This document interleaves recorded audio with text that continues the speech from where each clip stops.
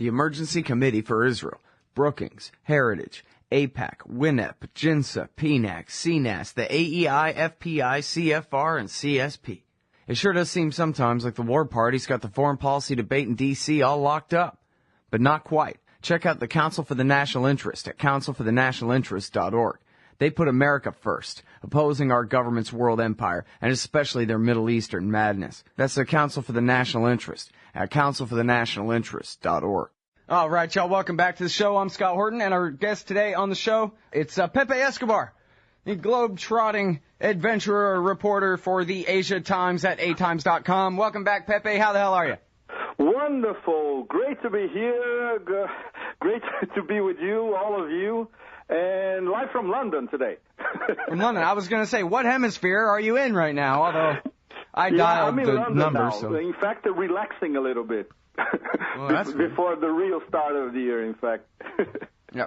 All right. So, hey, listen. I saw this morning that Benjamin Netanyahu wants to build a security fence, which we know is Hebrew for gigantic concrete wall, like they have in the West Bank, all along the border with Syria. Now, I'm not sure which border they're talking about. I guess Golan Heights is a done deal now. But it reminded me, Pepe, of something that Michael Scheuer said back in 2004, I think, when he first left the CIA and spoke publicly. And he said, "You dummies, you shouldn't have overthrown Saddam because he was a giant block holding all the Al-Qaeda kooks way east, even stuck on the far side of Iran, in no man's land, on the ass end of the whole world. And if you overthrow Saddam, or now that you've overthrown Saddam, you've given Al-Qaeda direct access to the Levant, and Syria's coming, whether it's an American operation or not." And that was years ago. Exactly. That was 9 years ago. 9 years ago, and now it's happening. And now in droves. Yesterday, until yesterday, literally, was a trickle. Now it's in droves because these people who were in Iraq, then they relocated to Libya, then they relocated back to Iraq, and now they're crossing the border between Iraq and Syria. There's no border, in fact. I remember this road. I did this road years ago. It's basically desert on both sides. And an absolutely ridiculous checkpoint on the Syrian and Iraqi border, which nowadays probably doesn't even exist anymore, because Assad's forces, they are not manning that checkpoint anymore. And if there is the checkpoint, it's controlled by the jihadis themselves. So, so there is a direct road coming from the western desert in Iraq that goes practically to the suburbs of Damascus, where some of these people actually are nowadays. But, coming back to the wall you were mentioning, I wish Roger Waters would do another wall special over there, so he could bring Al Jazeera, the BBC, CNN, NBC, and broadcast a wall concert in homage of the new Netanyahu wall, which is one of the most ridiculous inventions I could conceive. But, he has to come up with something. There are elections in a few days in Israel that he's going to win, of course. He's freaking out because of the nomination of Chuck Hagel and also John Kerry as well. He didn't want any of these two. The Israeli lobby is losing force in the U.S. because of these nominations. Like Ray McGovern is already to write about this. So, the thing may be changing in D.C. We still don't know where it's going.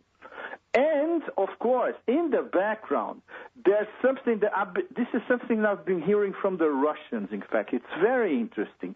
There's a sort of lull from now to Easter. The Russians are expecting that something from the part of the Assad forces, in fact, drastic could happen between now and Easter, and they can more or less subdue most of these Free Syrian Army gangs. So everybody's more or less waiting for the next 3.5 months. If the situation in Easter is still as muddled as it is now, then this agreement in the background that the Russians and the Americans are being more or less organizing for the past month or so, then we're going to see some progress in this agreement. In fact, the main stumbling block in the negotiations between the Russians and the Americans at the moment is that the opposition wants the Muslim Brotherhood as the top partner, the opposition partner in terms of negotiating with the government. And this is a no-no for Assad.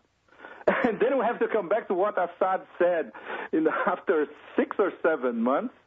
He finally spoke, and it was absolutely ridiculous. Nobody even noticed what he said. He said, I'm not going to negotiate with terrorists. We've heard this one before from Gaddafi, from Saddam, from, you name it, But it's not leading anywhere. And the rebels have said all along that they won't deal with him. That step number one, exactly. I mean, they sound like the Republicans. Step number one is you have to leave power, and then we'll negotiate. You have to leave first, and then we start negotiations. So we know, this Lakhdar Brahimi Kabuki theater at the moment, it's the same stupidity that Kofi Annan was doing 8 months ago. And in fact, 8 months ago, Kofi Annan was, whenever he was speaking in public, he was more or less confessing his total impotence in trying to forge a way out in Syria. So 8 months later, the situation is even worse because, both sides are calcified in their positions. The problem is the Free Syrian Army gangs and this new coalition with this Muaz al-Khatib as leader. In fact, this thing was brokered by the Americans and the Qataris. It's also not going anywhere because they are bickering among themselves nonstop. And still, the only people who are actually doing the heavy fighting on the ground, which is these Salafi jihadis or jihadis to Kur, Al-Qaeda linked or not, who were in Iraq and then went to Libya and then back to Syria and all that. These are the people who are actually fighting. They want to establish a bloody emirate in Syria. And in fact, some of these people are saying that the liberated areas, like a suburb, they control more or less 1/3 of Aleppo at the moment, and suburbs, very far away from Aleppo city center. They're already talking about establishing an emirate over there. This is completely crazy. So we're going to have 10 years after the Taliban, 12 years after the Taliban, we're going to have a Taliban emirate in parts of Syria. And this is being supported by the U.S., Britain, France, Qatar, Saudi Arabia, and Turkey. It makes you want to give up completely and start listening to the Sex Pistols again. No future for you. All right. Well, listen. All right. First of all, let's talk about that. The new Sunnistan, right? We always talk on the show about how the American invasion of Iraq 10 years ago led to handing the country over to Iran. But really, that's handing all of the country from Baghdad to Basra over to Iran's good friends there. But then what they used to call the Anbar Triangle, the Triangle of Death and all of that stuff in the Sunni-dominated provinces, they almost have some kind of autonomy at this point, right? The Iraqi army doesn't, and police out of Baghdad, they don't rule all of Anbar province and whatever. No, it's still the sons of Iraq running around over there, right? Yes, you're totally right. In fact, they are worried about trying to contain, let's say, a sort of Sunni insurgency in Baghdad itself. So Anbar province for them is too far away. And they know that Sunni Iraq, Anbar province is 98, 99% Sunni Iraqi. So there's no chance that... Yeah, now it is.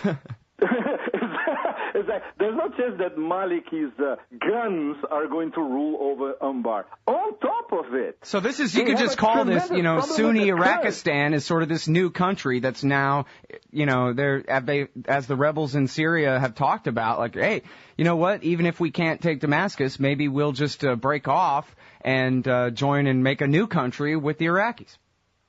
Exactly. And, this, can you imagine, this would be the Talibanistan we were talking about a few minutes ago, expanding and actually uniting parts of the desert on both sides, in Iraq and Syria. On top of it, Scott, we have the problem up north with the Kurds, which is getting more and more intractable because of these oil negotiations, in fact, where the Kurds want to bypass Baghdad completely, but they cannot because, basically their bills, administration bills, management bills, are paid by Baghdad. And whatever deal they cut with ExxonMobil, Chevron, or whatever, most of the cut goes to the central government and not to the regional Kurdish government. And they are trying to break this thing by all means. And it's a total mess. For the next few months, we still don't know how this is going to be played out, especially because, the status of Kirkuk was not decided. They are cutting deals directly with the Turks. So the enmity between Ankara and Baghdad grows by the day, in fact. So it's, the possibility for everything going wrong at the same time in 2013 is huge. So, can you imagine a split, an Iraqi split in Anbar province, another Iraqi split in Kurdistan, and then we have the Kurds in northern Iraq uniting with the Kurds in what they call Western Kurdistan, which is Syria, Kurdistan, where they are practically autonomous. Right, because Assad... After that deal that they cut last year. Right. In fact, they are running most towns in Syria, Kurdistan, by themselves for the first time in decades, in fact. So can you imagine? It's the dream scenario, this balkanization in progress, let's put it this way. It's the dream scenario of those people, those ultra-hardcore neocons in 2002, 11 years ago, in the run-up towards the invasion and decimation of Iraq, let's put it this way. It's now happening. It's already happening, in fact. It's the most probable scenario if this thing goes on. Of course, the civil war in Syria will go on because there's no possibility of a resolution, a 100% resolution. There's no win-lose situation. It's lose-lose any way you see it. And lose-lose means a Lebanon-style civil war going on for years, in fact. Well, but now, Pepe, part of this, though, is the Americans always at least think they know what they're doing, right? And they've been sending money openly, right? It's in the New York Times. We're announcing another, pallet of cash, to the rebels. It's our allies in Qatar and Saudi Arabia who are doing the arming, just cutouts, right? Like Israel to Iran during the Iran-Contra deal, that kind of thing. It's an American project here. They seem to know, and they have known good and well for more than a year, that really the guys doing the fighting, we would call Al-Qaeda in Iraq if they were in Iraq, only they're in Syria, so we call them something else. But that's, what's going on here. We have that clip of Hillary Clinton from 9 months ago, telling CBS, well, geez, the Wahharis on the same side. Maybe we need to look out what we're doing here. But then they keep backing them anyway. Now, of course, they do admit that, Pepe, you're right, there are crazy jihadists running around in Syria. Maybe that's why we need to intervene. Exactly. Something like that. But I wonder, if... Are they just afraid, or why hasn't the carpet bombing started yet? What's so hard about dropping in some CIA guys with some laser designators and beginning to blast the hell out of the Syrian army and getting that regime change if that's what they want so bad? Because what's happening now is just a stalemate. Patrick Coburn was on the show. He said, look, the rebels aren't going away. Assad can't defeat them. All they've got to do is just melt away, right? But the fight is on, and it's not going to stop. But then again, Assad still controls every city in Syria, and that's not changing either.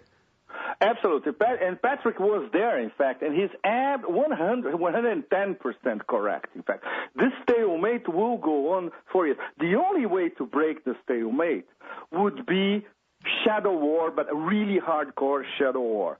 So now I am particularly interested in this nomination of John Brennan for head of the CIA. If this, it's probably today, now in the next few hours. So if this is okay, expect major shadow war in Syria, which is something that's still not happening. And I mean shadow war CIA style. Drones, targeted assassinations, you name it. The thing is, the problem is the CIA doesn't have very good intelligence in Syria, just like they don't have very good intelligence in Afpak, in North and South Waziristan anyway. They triangulate cell phones and then they start killing people.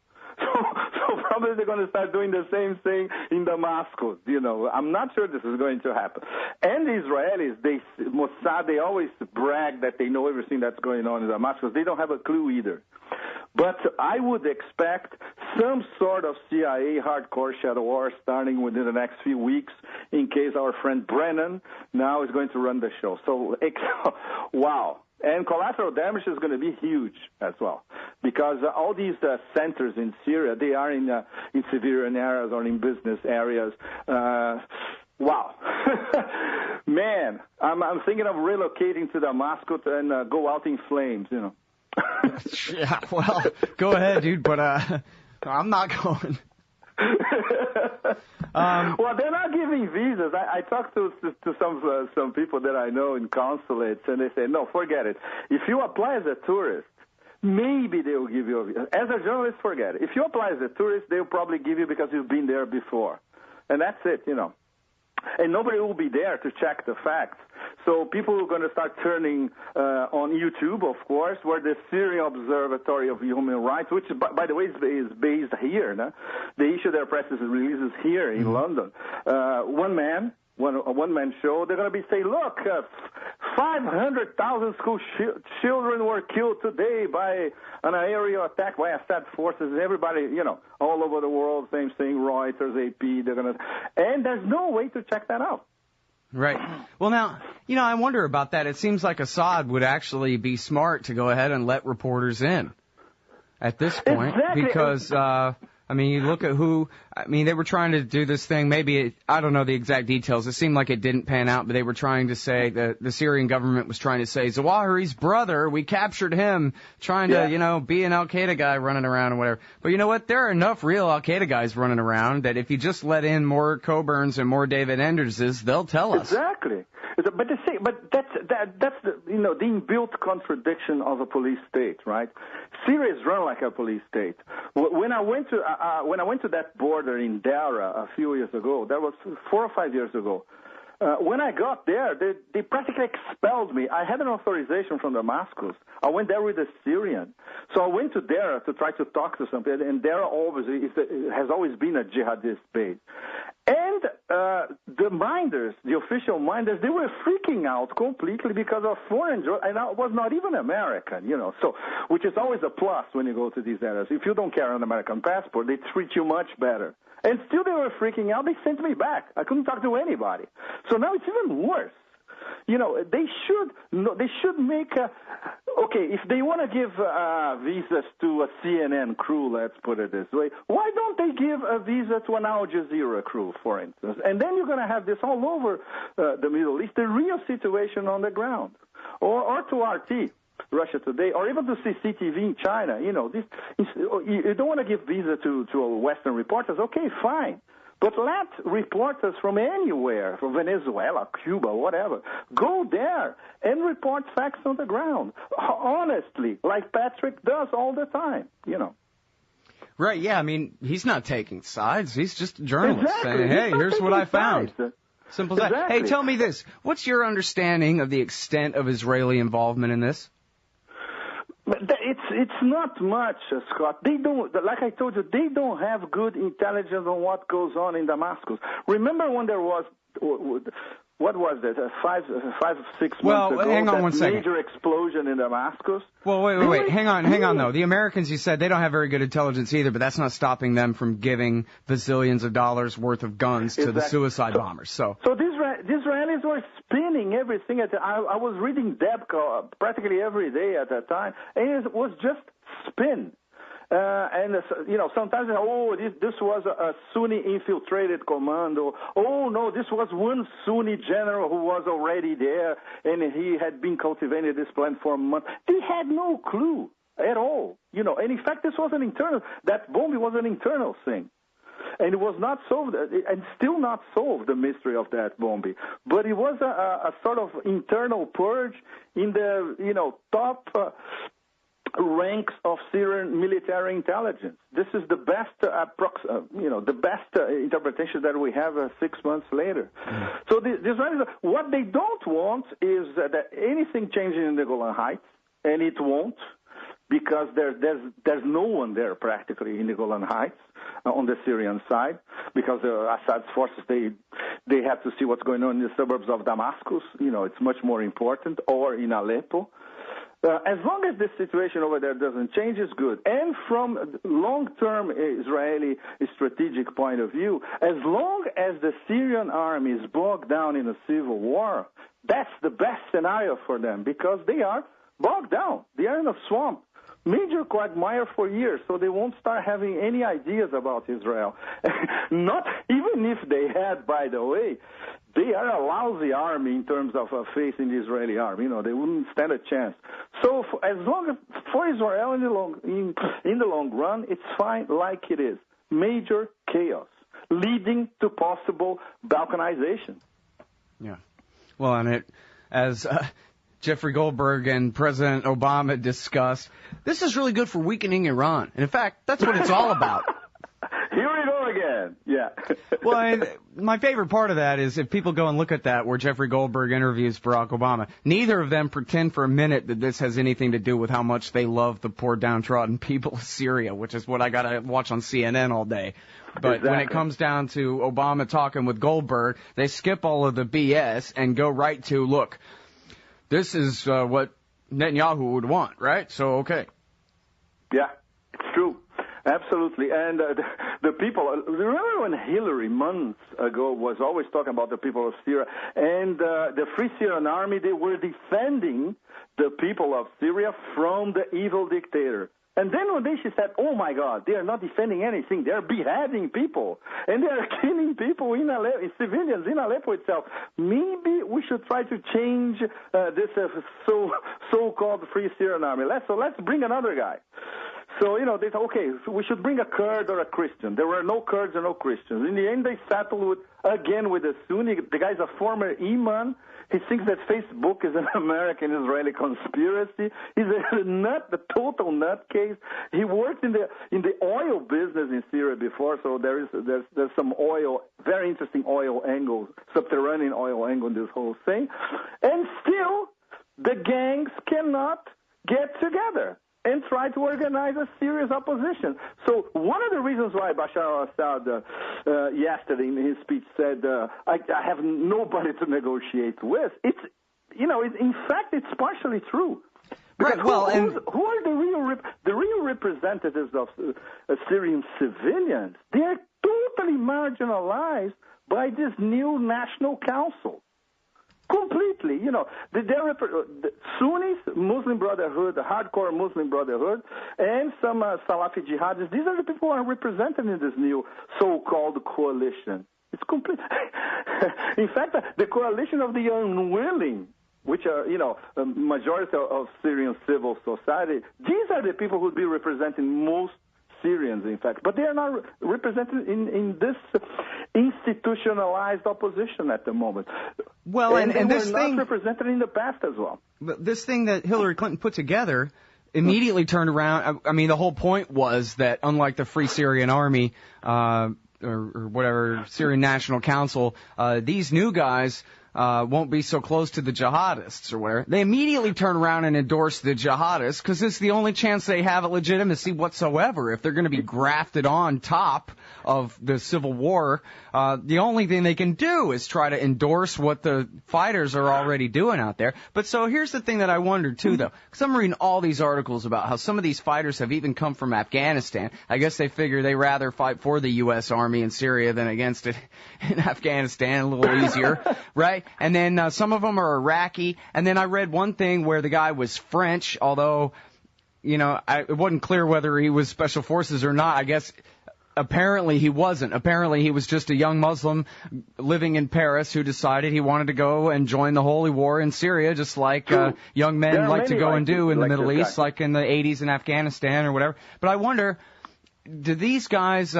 I know that they're the ones doing the fighting, and so Hillary's sock puppets have to endorse them for any legitimacy, but do they have real legitimacy among the Syrian people? Because I guess the way I understand it is, and from you mostly, right, is that it's a bare majority of the people of Syria are working class and poorer Sunni Muslim Arabs. And then it's the coalition of everybody else basically supports the Ba'athists. But so the kooks who are doing the beheadings and the suicide bombings and all that can't be what the bare majority Sunni population wants, right? That's like the Taliban to the Pashtuns, not necessarily who they want, but who they're stuck with. You're totally right. And in fact, there was a very good informal poll in Aleppo, and people who live in the center of Aleppo and not in these suburbs, which are practically in the countryside, they were complaining all the time about this.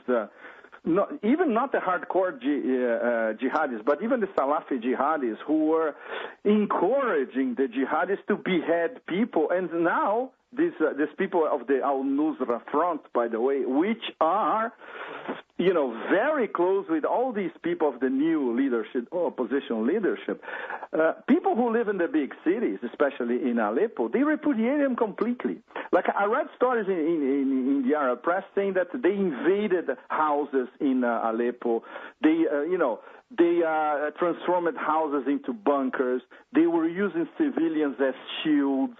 And, in fact, after 2 or 3 months, there was a measure of sympathy towards people who are actually risking their lives fighting against the regime. And then it turned completely 180 degrees when they actually saw these people in their real lives and what they were doing to Aleppo. Not to mention what they did to parts of central Aleppo, the Umayyad Mosque in Aleppo itself, which was partially destroyed, and the souk in Aleppo, which was 80% destroyed. It was set on fire by these Free Syrian Army gangs, including the Al-Nusra Salafi jihadis, because they were fleeing government forces, and they set fire to the souk. So, so when you set fire to the center of probably one of practically the oldest urban settlement in the world, Aleppo and Damascus have been fighting over this for, millennia, in fact, how can the local population sympathize with your fight? It's absolutely impossible, So they lost the big cities.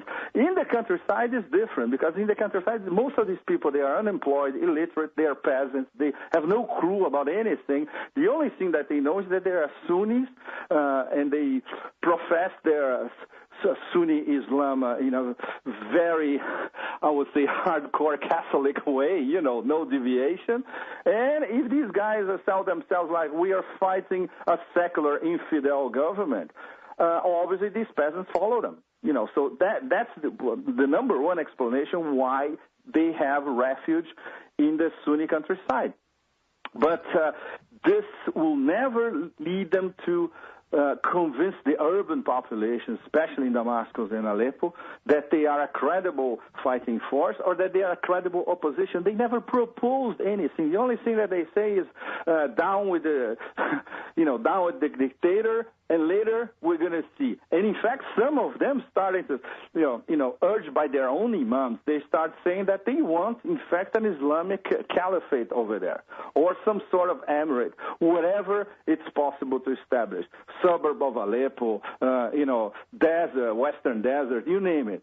So it's crazy. We are watching a Taliban situation in Syria 11 years after the fall of the Taliban in Afpak, So, this is tailor-made for CIA. I think John Brennan is going to have a field day in Syria.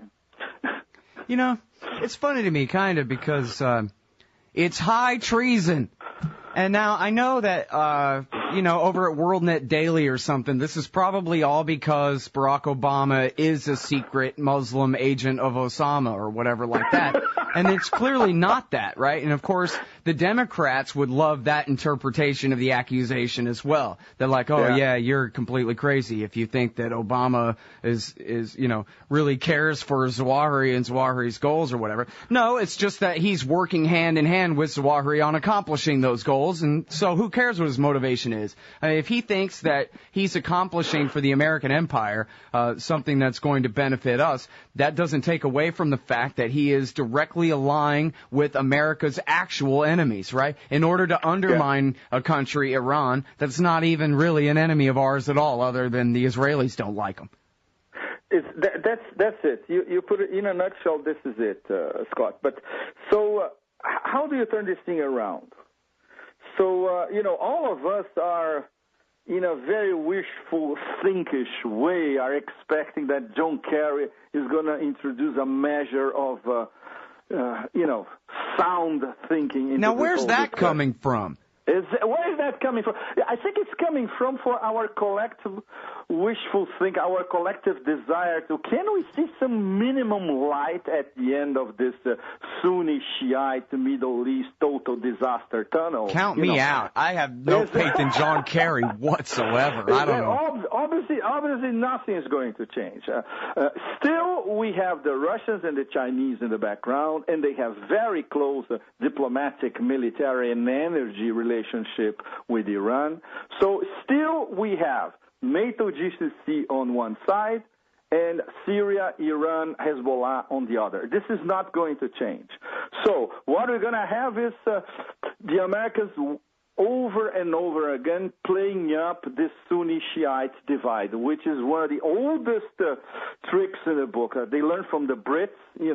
They're still going to apply it, and they think it works. It may work for the galleries, but in real life, this is not the problem. The problem is to find an overall solution for the situation inside Syria, for the Iranian nuclear dossier, and stop listening to what the House of Saud and the Qataris are always talking about. Look, these people, they are crazy, these ayatollahs, they're going to invade us tomorrow, they're building a bomb to control the whole Middle East, and it's all bullshit. And basically, this is Arab propaganda, Saudi Arabian propaganda, Emirati propaganda, and Qatari propaganda. The problem is, Washington will never stop listening to these people. Maybe we'll have to wait until 2020 when the U.S. is going to be self-sufficient in energy. Then things are going to change. Because then the West won't need the Gulf for anything. The Chinese will take over. The Chinese will import all the oil from Saudi Arabia, from the Emirates. They're probably going to build another 3 or 4 Dubais over there, Hong Kong, Dubais, you name it. And that's it. But for the next 8 years at least, it's going to be the same situation, the same thing that we've seen this past 4 or 5 is going to be replicated over and over again. Nothing was learned from the invasion of Iraq. They tried to justify it a posteriori by all means of all crazy ideas and concoctions, and everybody knew what it was from the beginning. Now we have the blowback. Now we have Al-Qaeda linked outfits all over this area, from northern Africa to the heart of the Middle East, not to mention some remnants over there in Afpak. It's total chaos. It's still the best analysis that I saw of all this, even before the fact, was a guy in France, political scientist. He's very well respected in France, but nobody reads him in the U.S., unfortunately. His name is Alain Jox. And Jox was saying in 2001, early 2002, that this is the empire of chaos. And that's it. The U.S. basically is the empire of chaos. What we don't know if this empire is run by financial interests way back, very, very disguised or not so disguised, the Goldman Sachs crowd, or if the empire in itself acts like this. So the only problem is to identify the real leadership. Is it the market, or is it a military-industrial complex, or is it both, in fact, which is more probable? Yeah, but the empire of chaos will keep on droning and droning and droning and droning and droning. Right. And more. I'm with Gareth Porter on this. Gareth says it's all about the Pentagon, Pepe. He says when it comes down to it, these generals, they want their ribbons and they want their promotions, and they are the lead weight in the dirty snowball. Yeah, true as well. Exactly. This is the institutionalized side of the empire. Absolutely. Careers have to be made. People need decorations, exactly. Promotions are in store, exactly. Firms need to bag huge contracts in developing world countries, and especially hardcore dictatorships like the ones in the Gulf. Yes, it's a mix of administrative proceedings and lots of profit to be made, of course. Well, empires work on profit, basically. No? Yeah, for some at the expense of the rest. I mean, and that's the joke, right? Is after World War II, the State Department, the State Department was built on the Standard Oil business network. I mean, the Rockefellers already had their own State Department across the entire planet Earth. So when the empire needed one, the Rockefellers like, here, we're ready to go. We got your State Department offices already here. Exactly. Exactly. Yeah. I mean, that's how. This is what caused the revolution or the seizing of the hostages and the riots that led to the seizing of the hostages. Right? Was that David Rockefeller intervened with Zbigniew Brzezinski and Jimmy Carter to convince them to allow the Shah to come in because that was his old friend. And what's he going to do? Leave his old friend hanging? And why was the Shah the dictator of Iran? Because that was what the Rockefellers wanted, Exactly. this whole time. And that was what led to the seizing of the hostages at the end of the whole game, And the craziest thing is that 33 years after the fact, people in Washington still can't get over it. It's fantastic. This is absolutely fantastic. It's probably going for another 10, 15, 20 years as well. Well, they hate us, Exactly. They hate us because they hate us because they hate us. We lost our gendarme of the Gulf, as they call the Shah, and now all Iranians hate us. And when Ben Kingsley does a movie about the whole thing, ooh, this is fantastic. This is the best movie we've seen since, The Right Stuff, probably. And the film is a fucking lie. The way it depicts Iranians, in fact, it's an absolute lie. It's a Hollywood lie, in fact. It's technically very well made, Argo, but it's not a truthful movie at all. And it's incredibly so. Ben Kingsley is viewed as a liberal in the U.S., as a progressive. This is something completely unbelievable, Hey, let me ask you something else about untrue things. Everything's great in Libya now, right? Oh, yes. Look, it's true. I heard that Madonna's going to play Tripoli soon, so. Are you kidding? Dude, would they have to dig her up from somewhere? Exactly.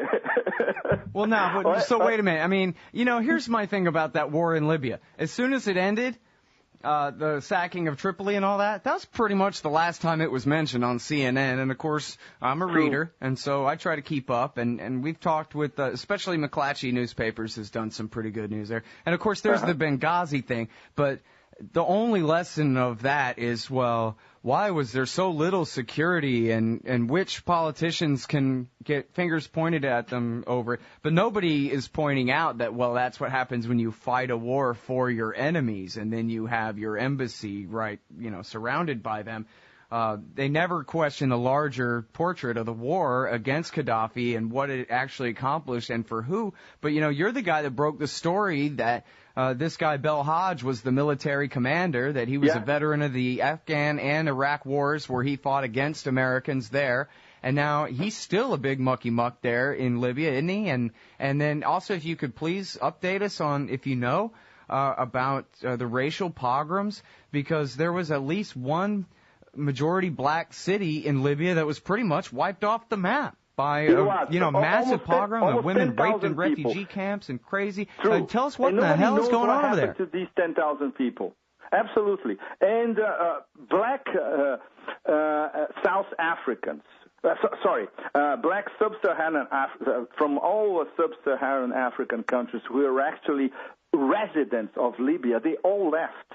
And when they come back, for instance, to Mali, to Niger, if you look at the Pan-African press closely, virtually every week there's a horror story, usually told by one of these refugees back to their home countries. Because, look, there is a pogrom against black Africans in Libya all over, especially in eastern Libya. And it's impossible for us, even if we are fully documented, even if we are residents, even if we're living in Libya for the past 10 years or so, it's impossible for us to remain there. It's true, because these hardcore extreme Islamists who are running eastern Libya, and they are part of the government in Tripoli nowadays, they always view the sub-Saharan Africans with racial prejudice, and on top of it, all of them as lackeys of the Jamahiriya, the Gaddafi regime. Because Gaddafi protected the minorities, they're seen as Exactly.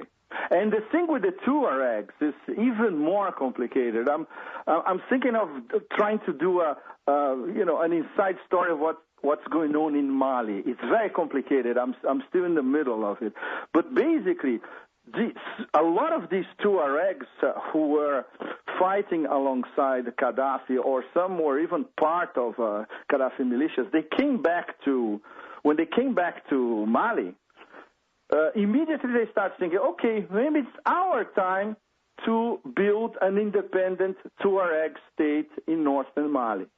So when they were practically accomplishing this, the Islamists that were also fighting in Libya also intervened, helped by the Algerian secret services, which have a weird relationship with Islamists as well. It's a very complicated story, but basically, this is something that we were, in the beginning of the Libya war, we were imagining the consequences in the neighboring countries. And the destabilization of Mali, which now it's in layers, in fact, it's extremely complex. It's a direct result of what happened in Libya. We can say more or less that the Tuaregs, they had legitimate concerns and legitimate case, but the Islamists appropriated the whole thing to try to install, in fact, an Islamic emirate inside Mali as well. So this is something that could happen in Niger sooner or later as well. Not to mention in Algeria, with Algeria is a total basket case as well. So it's all this from derived from the Western intervention in Libya. So imagine this scenario applied to Syria. If things keep going like this, what's happening now in Northern Africa. When you imagine what could happen in Syria, in Iraq, in Kurdistan, in the borders with Iran, Kurdistan, Iranian Kurdistan as well, ramifications towards the Gulf, and Egypt and Jordan as well, where Muslim Brotherhood sooner or later is going to be in power in Jordan as well. What a mess. Well, hey, I'm glad that you said so many things there that I want to ask you about. First of all, well, the opportunity is there already, I think. How hard are they pushing the American imperialists to use Boko Haram, which is this local bark-eating insurgency of lunatics there off in the woods in Nigeria? How hard are they pushing to internationalize that conflict and intervene there with drones or boots or mercs or what? Look, this particular situation, Scott, I'm not following. I'm trying to follow what's going on in Congo as well, which is it's more or less related with, because in Congo there has been practically a non-stop civil war for the past 20 years or so, and huge oil and mineral, Western oil and mineral interests, especially European interests, involved in this whole thing. I'm very curious what's going to happen in Congo, because then there's a possibility of a shadow CIA war amplifying in Congo as well, much more than in Nigeria. But I prefer to talk about this later on. They still have too many pieces in the puzzle, Yeah. Well, I mean, because it's not just that there's news that, Boko Haram got in a fight with the government of Nigeria, but it's Hillary Clinton thought it was her business. That's come up from time to time. And I just wonder, how hard they mean to push for that. Well, this is all going to be AFRICOM's mission, in fact. Yeah, just to get involved in every single thing they can. Africa and Libya. Now it's Central Africa, and Central Africa is all of these places we're talking about. Right, that's the thing, is the Mali conflict, which came from Libya, that's the bridge down to Nigeria. In fact, that was what General Ham was saying back, maybe like half a year ago or something, was that, all of a sudden, there are these Islamist groups that we have to deal with and this is really, I think, before the Mali thing really kicked in, but he was saying, or maybe it was right when it first started, and he was saying, we have, no, it was before Mali. He was saying we have Al-Shabaab in Somalia, and we have Al-Qaeda in the Islamic Maghreb, and that was a little vague. He was talking about the people who had just fought a war for in Libya, right? And then he said, and Boko Haram in Nigeria. And it seemed to me like he was kind of drawing the map. General Ham, that's the head of AFRICOM. He was kind of drawing the map of where he wanted to go, and just geographically speaking, you could chase a conflict from Libya down into Mali and then on to Nigeria if you want to. Right. And all you have to do is say, listen, we have intelligence that says that this guy met with that guy one time. Exactly. Just like No, it's Al-Shabaab. perfect. I heard Al-Shabaab one time went to Yemen and got training on the monkey bars, you know? So now they're exactly. Al-Qaeda too. So, yesterday they were terrorists. Today they become freedom fighters. You use them. They are your allies. And then when a localized conflict ends, they revert to being terrorists because you have to go after them wherever they are. And now it's a whole continent, in fact. It's the Horn of Africa, it's the Maghreb, it's Western Africa, and it's Central Africa. It's completely crazy, you know.